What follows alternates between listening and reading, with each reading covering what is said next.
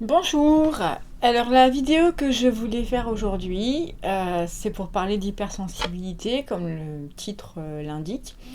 Alors, pour une raison, c'est qu'il y a énormément de personnes hypersensibles, il y en a énormément qui se disent hypersensibles, et en fait, comment dire, il y a vraiment les hypersensibles, et puis il y a aussi des blessures qui font que ça intensifie ce qu'on ressent, parce que les blessures sont très profondes et très marquées, mais pour autant, ça ne veut pas dire l'hypersensibilité.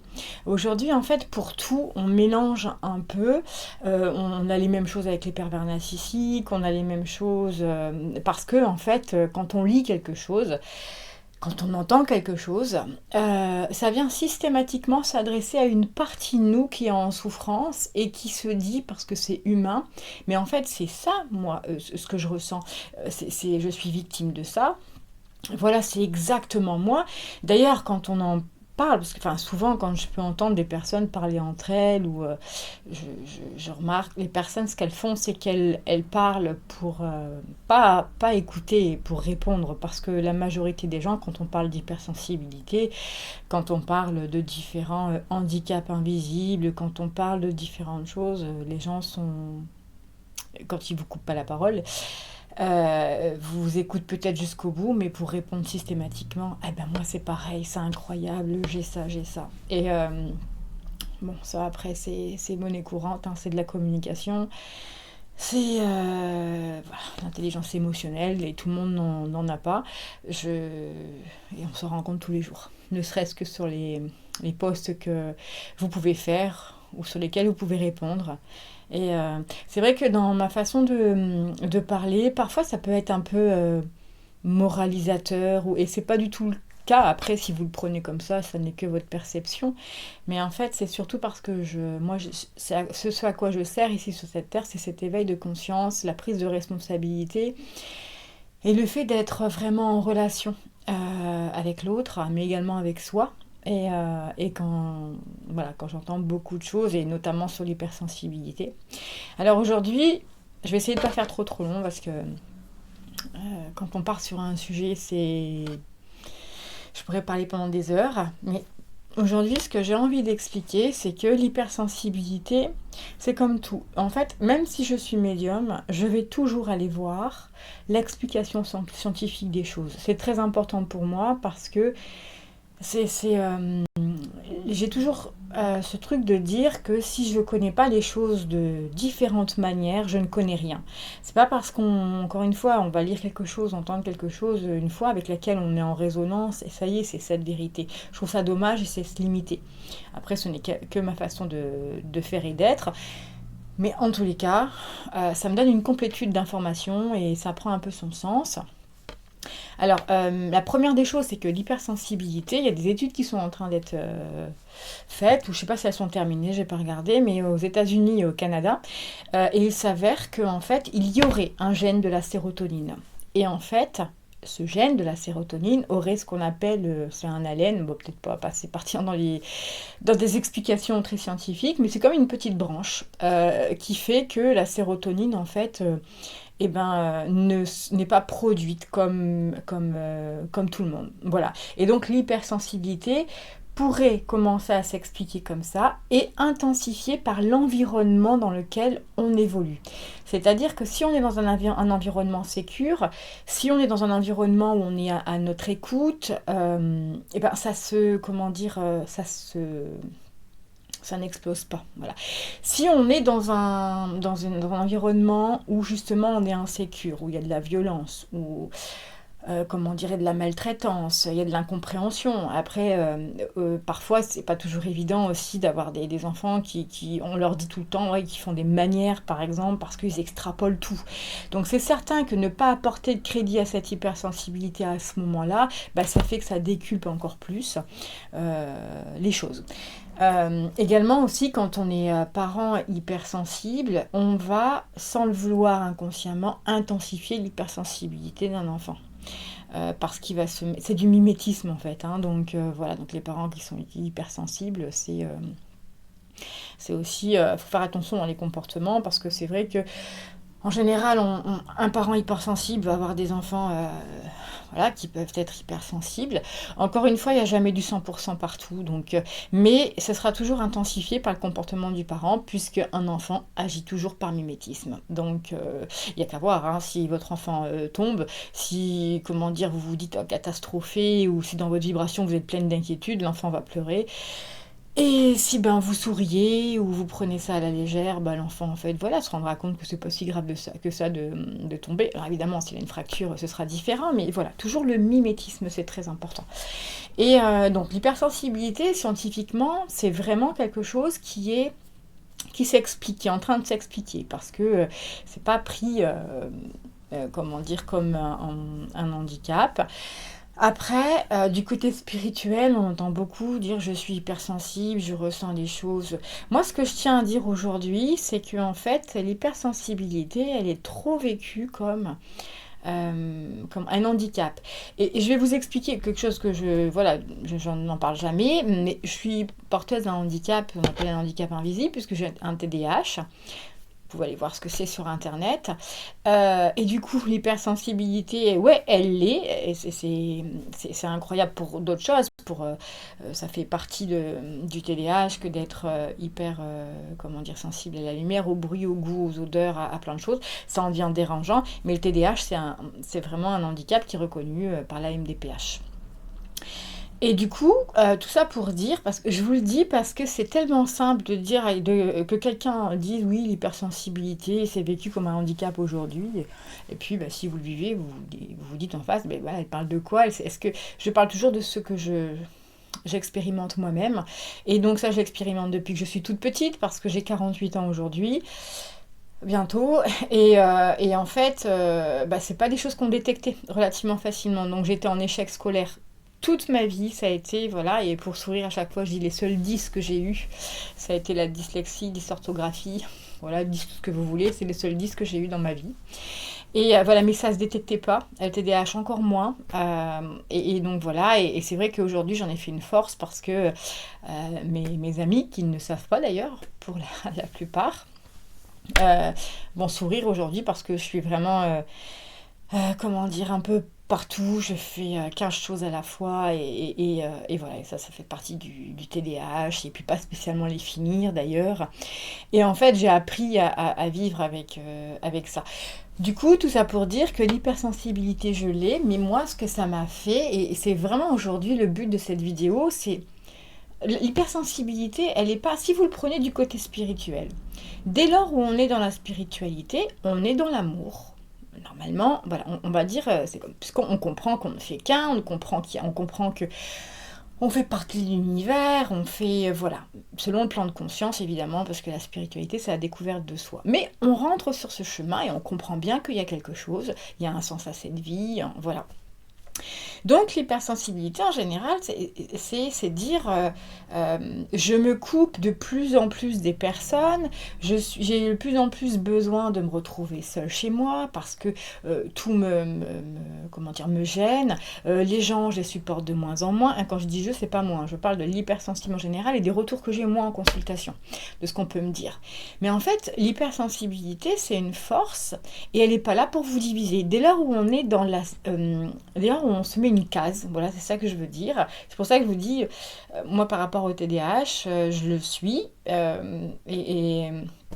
comment dire, je l'ai découvert sur le tard, évidemment, à mettre un mot sur ce que je suis, mais j'ai fait avec moi toute ma vie. J'ai toujours tendance à dire, de toute façon, je suis obligée de faire avec moi jusqu'à la fin de ma vie, donc je m'accepte. Et la vie, c'est pas fait pour être séparé. On a besoin de liens. Et en fait, dans cette spiritualité, l'hypersensibilité, c'est pas quelque chose qui va vous rendre. Alors oui, vous allez peut-être ressentir plus les choses, parce que quand on est hypersensible, c'est ça, mais c'est pas fait pour vous diviser de l'autre. Dès lors où on va se dire, voilà, je suis hypersensible, j'ai besoin... et il faut s'octroyer des moments, moi c'est comme ça que je me recharge, voilà, j'aime le monde, mais j'ai besoin aussi d'avoir ma bulle et de me retrouver seule, il y a des moments, et c'est ça l'avantage aussi, comment dire, de... s'assumer, c'est qu'on arrive clairement à exprimer les choses qu'il nous faut, et puis c'est pas mal vécu en fait par l'entourage. Et du coup, comment dire, de se dire, je divise, c'est-à-dire que je me mets d'un côté et je mets l'autre de l'autre côté. Et du coup, on est dans la séparation et on sort de l'amour. Et en fait, cette hypersensibilité, elle est faite, effectivement, on ressent plus, mais elle n'est pas faite pour subir. Elle est faite pour pouvoir agir, en fait. Et il faut comprendre quelque chose. Alors, je sais que selon les plans de conscience, ça va pas être évident, mais le monde dépend de nous. Vous allez imaginer, à mon sens, hein, le monde, la Terre, comme un humain. D'accord? Comme si, en tant qu'humain, quand on a une maladie, on a un cancer, il y a une partie de nous qui, qui est malade. Parce que voilà, le corps recherche son équilibre, il y a eu plein de choses qui n'ont pas été entendues, écoutées, enfin voilà, un tas de raisons. Et il y a un cancer, il y a une maladie, quel qu'il soit, voilà, et ça se place. Et la Terre, en fait, c'est comme un humain. Et on va dire que les guerres, tout ce qui se passe d'atroce dans le monde, ben, c'est comme des cancers, d'accord, sur la Terre. C'est comme ça, c'est comme ce grand humain. Et en fait, pour maintenir cette vibration de la Terre, je vais schématiser, elle est très courte parce que comme je dis très très souvent, quand je m'adresse comme ça en vidéo ou même sur ma page Facebook, je ne peux pas parler toujours que de mon plan de conscience ou alors sinon c'est du charabia pour voilà, d'autres plans de conscience. Donc je schématise et je fais simple pour essayer d'être compréhensible. Et ça fait aussi du coup partie de mon TDAH. C'est pour ça que je vous dis, il faut prendre des choses, avec force. Parce que grâce à ça, l'avantage que j'ai et ce qu'on me dit toujours en formation, en atelier, tout ça, c'est que ma manière de transmettre, elle est très facile. Tout simplement parce que j'ai un fonctionnement où j'ai besoin de comprendre les choses d'une certaine manière et je simplifie tout et du coup c'est très compréhensible. Voilà, une force parmi plein d'autres choses. Et donc voilà, je vous disais, la Terre est un humain, il y a les guerres, il y a tout ce que vous voulez, c'est vraiment... mais c'est pas créé par autre chose que par l'humain, ça au passage. Et il faut bien des personnes qui rééquilibrent en fait énergétiquement, parce que ouais, il n'y a pas que notre nombril. On est là en fait pour contrebalancer cette vibration de terre, de la terre. Donc en fait, c'est vrai qu'il y a de la violence, il y a de la méchanceté, il y a tout ce que vous voulez, des atrocités partout. Et ben en fait, quelqu'un qui est hypersensible, du coup, peut ressentir de l'amour aussi beaucoup plus intensément pour les autres. Et c'est à eux en fait. Vous voyez, je vais prendre un exemple. C'est ce qui m'a aussi donné cette idée de faire cette vidéo. Mercredi soir, je vais manger avec des amis. Et Christelle, tu te reconnaîtras, tu parlais de maltraitance animale. Et le fait de ne pas pouvoir supporter en fait cette maltraitance, tu voudrais bien être bénévole à la SPA et tout ça. Et en fait, moi, dans ma perception des choses, je me dis justement, ce sont les gens hypersensibles qui peuvent aller comprendre les choses plus intensément. C'est pas fait pour souffrir. C'est vraiment parce que c'est pas souffrir, c'est vraiment aller à l'intérieur, d'une douleur, c'est-à-dire et pour comprendre comment on peut aider, comment on peut apporter. C'est important parce que si par exemple, là pour cet exemple, je prends les animaux, si l'animal subit, alors on est en capacité de l'aider, c'est-à-dire lui déjà il subit, c'est déjà énorme. Donc voilà, et je prends un exemple avec les animaux parce que c'est la discussion que j'ai eue cette semaine, mais elle peut être aussi de tout ordre. Et donc, il faut aussi, et je sais que c'est parce qu'aujourd'hui, sur la toile, on ne parle que de ça, et c'est en train, en fait, de désociabiliser les gens, nous écarter les uns des autres. Alors déjà, il y a eu pas mal de choses par rapport à la Covid, et voilà, il y a de moins en moins de contacts, et en fait, même dans la spiritualité, malheureusement, c'est incroyable, mais c'est comme ça, c'est qu'il y a plein de petits mondes qui sont en train de se faire, et du coup, c'est de la division et on sort complètement de l'amour. Et pour moi, l'hypersensibilité, c'est quelque chose qui est là. Alors, c'est certain qu'il faut comprendre que on a les émotions pour tout le monde et on en aura toute notre vie. Donc, voilà, ça, je transmets aussi des enseignements sur tout ça. Les émotions, on les aura tout le temps. Et merci d'ailleurs, qu'elles soient dites mauvaises, parce qu'il n'y a pas de mauvaises émotions. C'est ce qui est véhiculé, qui le dit, mais il n'y en a pas. Voilà, c'est une émotion, tout simplement, dans ton corps, qui t'indique et qui te permet d'ailleurs, et on a cette grande chance de t'expliquer et de te faire comprendre comment tu vas, et de rétablir l'équilibre dans ton corps. Maintenant, quand on est hypersensible, il y a ces émotions-là, et il y a une caisse de résonance qui est posée au-dessus, tout simplement. Ça veut dire que En général, quand on va vous lancer une balle comme le tennis par exemple, vous allez le recevoir comme une boule de bowling parce que ça va être beaucoup plus gros, beaucoup plus fort et on vous dit très certainement que vous exagérez tout. D'ailleurs, petite parenthèse, la fibromyalgie viendrait, alors je me conditionnais parce que je ne suis pas médecin, mais en tous les cas, c'est pas parce qu'on n'est pas médecin qu'on n'a pas de diplôme, parce que je n'ai aucun diplôme justement par rapport à ce que je vous disais, l'école et moi ça faisait deux, mais pour autant, voilà, je suis quelqu'un qui suis très très friande de la connaissance, mais je décide et je choisis mes connaissances. Donc la fibromyalgie viendrait également de comment dire l'hypersensibilité pas vue à temps, c'est-à-dire quand on évolue dans un contexte hyper anxiogène où on se sent pas compris, mais vous savez la majorité des gens, et ça je m'adresse à chaque personne qui l'écoute, parce que si vous avez vu le titre hypersensibilité, vous vous êtes reconnu, vous ou quelqu'un d'autre, mais la majorité des personnes attendent d'être reconnues par les autres en tant qu'hypersensibles. C'est pas ce qu'il faut faire, vous allez perdre votre temps, votre énergie, c'est reconnaissez-vous en tant que tel, vous n'avez pas besoin d'être reconnu par quelqu'un en disant, de toute façon, les gens qui ne sont pas hypersensibles ne peuvent pas le comprendre, ce qui est vécu à l'intérieur. Reconnaissez-vous, voilà, vous à l'intérieur, vous arrêterez de lutter déjà contre quelque chose, à dire oui, je veux qu'on me reconnaisse en tant qu'hypersensible, vous allez arrêter de perdre d'énergie, et surtout vous allez utiliser votre hypersensibilité dans quelque chose de constructif. En allant, comment dire, bien plus vers l'autre, quelle que soit la cause d'ailleurs, hein, dans votre vie, sur la Terre. Et c'est un atout parce que moi, personnellement, l'hypersensibilité, bon, ça fait presque 17 minutes. Moi, l'hypersensibilité, en fait, je m'en suis... alors oui, ça m'a fait souffrir jusqu'à temps que je décide de me reconnaître moi, hein, comme avec cette difficulté, puis de me dire, bah voilà, c'est ça, mais c'est pas pour autant que je vais lutter contre, c'est pas pour autant que je m'octroie des moments où j'ai besoin d'être seule. Que ça plaise ou pas, c'est comme ça. Et il y a des moments où voilà, j'ai besoin d'être avec du monde, j'ai besoin... Mais comme j'ai appris à accepter mon hypersensibilité, que je n'ai pas besoin qu'on me reconnaisse comme hypersensible, parce qu'en fait, c'est pas l'hypersensibilité qui va faire que vous allez être médium, c'est pas l'hypersensibilité qui va faire que vous allez être mieux qu'une autre personne ou moins bien. C'est vous, voilà, c'est votre façon et votre fonctionnement. Utilisez votre énergie à découvrir comment vous fonctionnez. Et moi, ça m'a aidé en une chose, mais vraiment, du plus profond du cœur et depuis toute petite, sans avoir mis de mots dessus, c'est que ça a appris à me guider en fait. Ça m'a appris à faire mes choix dans ma vie. Ça m'a appris, puisque comme tout était décuplé, et ça n'a rien à voir avec le fait que je sois médium, je sépare la médiumnité de mon hypersensibilité. Et en fait, ça m'a appris, tout simplement, à faire en sorte, puisque je savais que mon corps avait une façon de réagir, et encore aujourd'hui d'ailleurs, hein, et le tout en fait, c'est de se connaître. Et de savoir me guider, de faire mes choix. Je l'ai utilisé comme une arme. Alors une arme, vous avez peut-être une connotation du mot arme qui est négative, pas moi. Parce qu'une arme peut être lumineuse.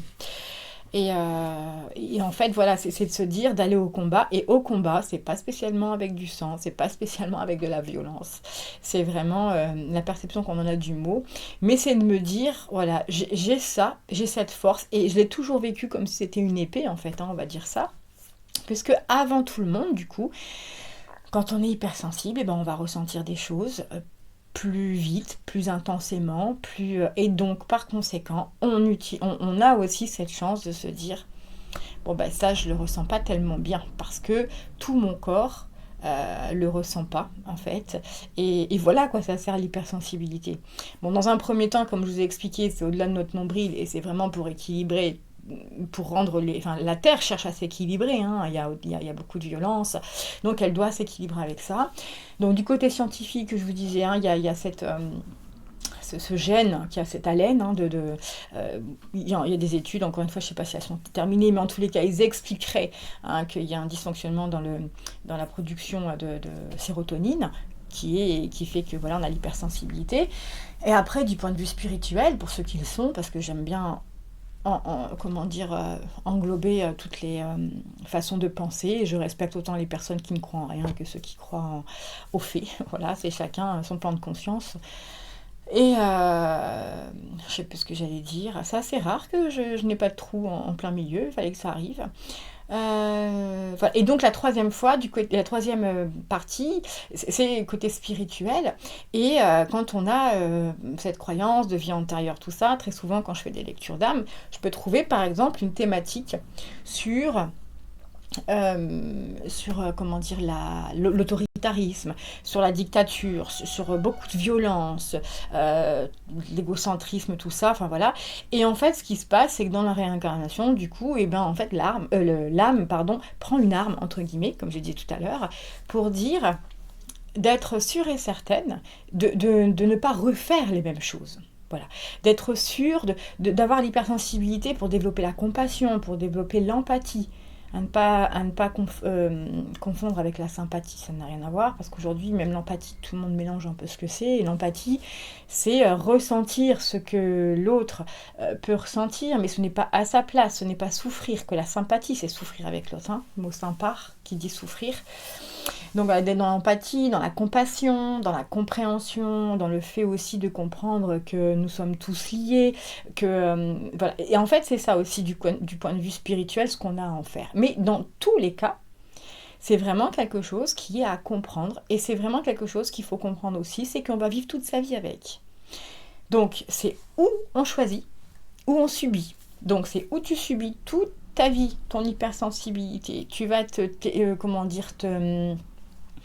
t'éloigner des autres, voilà, tout ça, ou alors tu te dis, bon bah ok, je choisis, je le suis, et en fait c'est à toi, plus tu vas te découvrir, plus tu vas savoir qui tu es à l'intérieur, plus tu vas savoir aussi mettre tes barrières, tout simplement, et moi c'est ce que j'ai appris à faire, mettre mes barrières, pour me dire, voilà, je sais que ça me dérange, mes sens, voilà, mon émotionnel et tout ça, et bien en fait c'est pas je n'y vais pas, parce que du coup, je fais pas de travail hein, si j'y vais pas, hein, si on occulte tout, si on se barre de toutes les situations, si on veut rien vivre parce qu'on est hypersensible, on peut pas ressentir plus, bah à ce moment-là, on ne vit pas. Et c'est dommage, parce qu'en fait, la vie, elle est magnifique. Et voilà, du coup, c'est important de se découvrir pour se dire, bon bah voilà, je sais que telle situation, et de faire en sorte de maîtriser votre environnement. Voilà. Moi aujourd'hui, par exemple, quand je vais dans un centre commercial, quand je fais les boutiques, quand je fais mes courses et tout ça, c'est certain que beaucoup de lumière, beaucoup de bruit, les odeurs, parfois je suis à la caisse, voilà, les gens ont des parfums différents, les bruits, tout est très très compliqué. Et du coup, en plus de ça, dans le TDAH, là, il y a aussi la misophonie. Donc, ça veut dire que on entend tous les petits bruits que vous pouvez pas entendre, par exemple, ben voilà, ça va être entendu. Et ben aujourd'hui, j'arrive parfaitement à mettre des barrières autour de ça. Et ce qui fait que même si ma propre mère se balade dans le magasin, je vais pas la voir. Parce que vraiment, je me suis mis une petite bulle, hein, pas la bulle spirituelle qu'on imagine autour de soi, c'est pas ça, hein, c'est venu au fur et à mesure, en fait, d'assumer cette hypersensibilité. Et en fait, je me suis mis des mécanismes. De toute façon, on se met tous des mécanismes de protection, quels qu'ils soient d'ailleurs. Hein. Bon, c'est pas le but de la vidéo, mais des mécanismes inconscients, on en met tous en place, de protection. Et donc, c'en est un qui s'est mis au fur et à mesure que j'avais en fait tout le temps qui passait. Et tout ce que je pouvais mettre en place pour me respecter dans mes besoins, me respecter dans le fait que j'avais besoin d'être au calme à certains moments. Je savais qu'arrivait un moment dans la journée, mon corps se mettait à ressentir un peu plus fort, et donc je me forçais pas à vivre des choses. Et encore aujourd'hui, d'ailleurs, mes amis proches le savent, si j'ai pas envie de vivre quelque chose, ou si je suis invitée et que je me sens trop fatiguée, ou que je me sens je vais pas le faire, je vais pas y aller. Et en fait, parce que je respecte. Et donc quand on est hypersensible, ne jamais rien faire quand on ne le veut pas. Et je parle pas de la tête, je parle de savoir se connecter à ses besoins profonds, c'est très important. Et aussi quelque chose qui est très important dans l'hypersensibilité, malheureusement il y a énormément de personnes qui sont en dépression nerveuse des années. Moi, j'ai ma maman qui a fait des antidépresseurs. Je pense qu'elle en a toujours pris. Par bonheur, elle a arrêté il y a 1 an. Elle a 65 ans. Mais du coup, jusqu'à 64 ans. Et j'ai toujours connu ma mère avec des antidépresseurs. Donc, en fait, ça a été aussi son hypersensibilité qui n'a pas été détecter. Parce que déjà dans le temps, c'était pas comme ça. Puis il y a des vies aussi où on a autre chose à penser, voilà, que ce genre de choses. Et voilà, donc en fait, les personnes hypersensibles, les personnes qui se suicident également, parce qu'elles vont ressentir les choses tellement intensément, pour ça parfois, souvent, enfin, on ne comprend pas trop pourquoi le geste, alors que la personne qui se suicide avait des personnes autour d'elle qui l'aimaient, voilà, mais en fait, c'est son hypersensibilité, et en général, l'hypersensible ressent tellement les choses que la seule manière d'arrêter cette souffrance, qui pour l'extérieur peut être très bien perçue comme quelque chose de pas grave, ou où il y avait une solution de toute façon, pour l'hypersensible, c'est pas ça. Et donc dans l'hypersensibilité, il va souvent y avoir une déviation vers les addictions. Quand je dis ça, les déviations vers les addictions, ça va être l'alcool, la drogue, mais également la carte bleue, également au chocolat, à la nourriture, au sucre, au réseau. Voilà, alors j'explique ça, vous allez faire par exemple 2 lignes horizontales, et en fait, voilà, c'est ici, et puis vous êtes ici. Et puis, il y a des choses que vous vivez inconsciemment, parce que vous êtes constamment en fait dans des environnements qui viennent ressolliciter inconsciemment des choses qui vous touchent. Enfin bref, donc ça prend des ampleurs parce que vous êtes hypersensible, donc ça va là. Et puis au moment où c'est arrivé ici, en fait, donc à la 2e ligne, et après ça va redescendre. Mais quand c'est là, c'est tellement insupportable qu'en fait il va falloir que vous trouviez un doudou. Il va falloir trouver quelque chose qui font. Et aussi l'addiction au sexe, ça en fait partie. Donc c'est des manières inconscientes, des stratégies que l'inconscient met et le sport aussi d'ailleurs. Moi je l'ai fort découvert. Alors après, c'est pareil, le sport ça fait partie d'une addiction, mais perso, comme j'ai un TDAH et puis qu'on ne sécrète pas naturellement de sérotonine, il faut aller la chercher. Donc, et la musique et le sport font partie de ça, donc c'est pour ça que, comme ça je me sécrète moi-même en fait, et ça fait partie des découvertes que j'ai faites, et depuis que je suis, sportive, ça fait des années, c'est certain que je m'équilibre en fait comme ça. Le principal dans tout ça, c'est de se connaître en fait. Voilà, c'est important à se connaître parfaitement, soit son fonctionnement, s'interroger, se connecter à son corps. C'est important, se connecter à son corps, à sa tête. Et sans, évidemment c'est un travail aussi, mais en ne faisant pas attention à ce que l'autre peut penser, et que c'est votre bien-être qui doit prioriser. Et être priorisé, quand je dis ça, c'est ne pas faire des choses pour faire plaisir à l'autre, pour éviter qu'il fasse la tête ou elle fasse, on s'en fiche de ça. Ce qui est important, c'est de... Et ce ne sera pas vous qui serez égoïste, c'est la personne qui vous demande de faire des choses que vous n'avez pas envie. C'est ça, de l'égoïsme.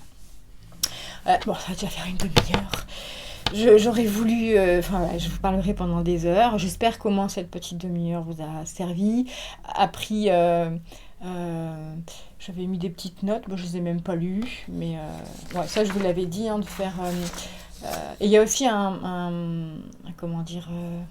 petit facteur héréditaire, ça c'est certain, ça je ne l'avais pas dit tout à l'heure, mais donc voilà. Donc si vous êtes hypersensible, si vous avez des enfants qui sont hypersensibles, la première des choses à faire, c'est de le reconnaître dans son hypersensibilité et ne pas essayer de lutter contre, et ne pas essayer, quand je dis lutter contre, c'est par rapport aux enfants, il faut l'entendre, il faut lui demander comment il se sent, et il faut lui dire de verbaliser les choses, d'accord, c'est important, même si ça vous énerve. Mais c'est important, parce que sinon, tout prend des mesures... l'environnement est tellement important pour l'évolution d'un hypersensible. Et si vous êtes hypersensible en tant qu'adulte, quand je dis ne le criez pas sur les toits. Pourquoi je dis ça, c'est qu'il y a tellement de personnes qui le disent aujourd'hui. Moi, à chaque fois qu'on me dit, on me dit, ça va pas, mais je suis hypersensible. C'est pas une excuse. Je suis... c'est pour ça que je vous ai parlé de cet handicap.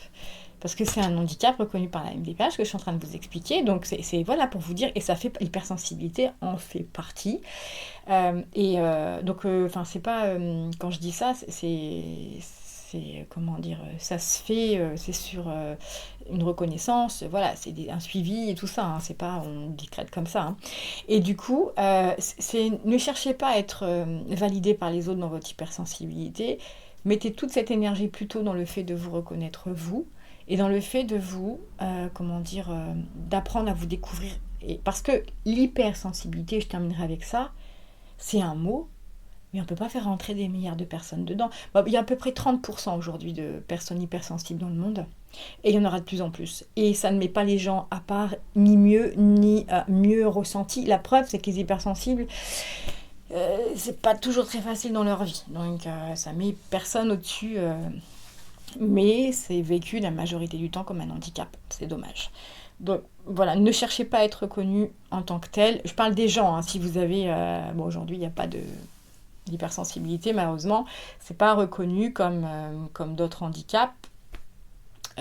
C'en est pas un, d'ailleurs. Mais c'est une force, hein, comme je vous l'ai expliqué. Mais du coup, comment dire, aujourd'hui, puis c'est un peu nouveau, en fait, l'hypersensibilité. Ça fait quelques temps, évidemment, qu'on en parle, mais c'est un peu comme si on se... Comment dire, c'est une brèche, voilà, on sent plus, on ressent plus. Et puis je sais qu'aujourd'hui sur la toile, voilà, on parle d'hypersensibilité comme des gens qui, parce que c'est ce que je vois tous les jours, hein, l'hypersensibilité comme de la médiumnité, ce n'est pas ça. Voilà.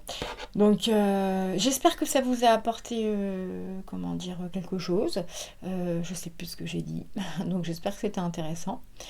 Je vous souhaite une très très belle journée, soirée, matinée, selon le moment où vous écoutez. Et je vous dis à très bientôt.